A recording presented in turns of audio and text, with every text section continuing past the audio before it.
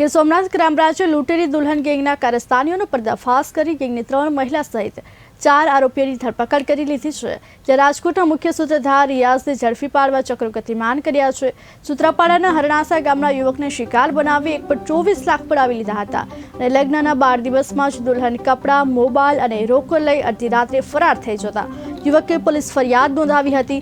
સૌરાષ્ટ્રમાં છેલ્લા ઘણા સમયથી લૂંટેરી દુલ્હનના અનેક કિસ્સા સામે આવી રહ્યા છે, ત્યારે ગીર સોમનાથ જિલ્લા ક્રાઇમ બ્રાન્ચને લૂંટેરી દુલ્હન ગેંગને ઝડપી પાડવામાં સફળતા મળી છે।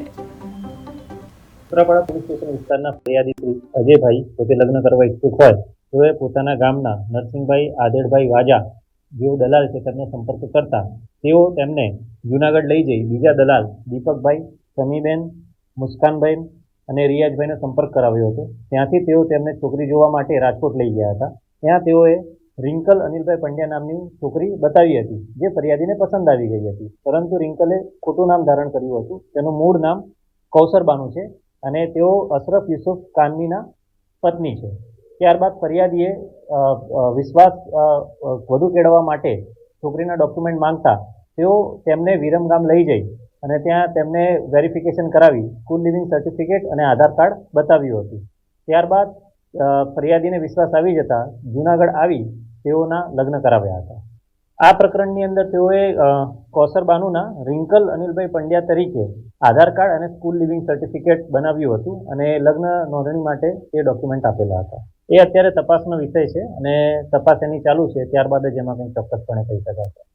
કુલ 6 આરોપીઓ છે, જે મેં કીધું એ રીતે નરસિંહભાઈ વાજા, નાગદેવ દીપક, સમીબેન ઉર્ફે સીમાબેન, વાઇફ ઓફ હિમરાજ હરિપ્રસાદ, મુસ્કાનબેન, અને જે મુસ્કાનબેન છે તે રિયાઝના વાઇફ છે અને રિયાઝ અને મુસ્કાન આમાં 2 મુખ્ય કાવતરું કરવાવાળા છે। જે કૌશરબાનુ છે તે નવસારીના છે, રિયાઝ જે છે તે રાજકોટનો છે, મુસ્કાન પણ રાજકોટના છે, સમીબેન જૂનાગઢના છે, નાગદેવ દીપકભાઈ તે જૂનાગઢના છે અને નરસિંહભાઈ એ પોતે અહીંયા સૂત્રાપાડાના છે।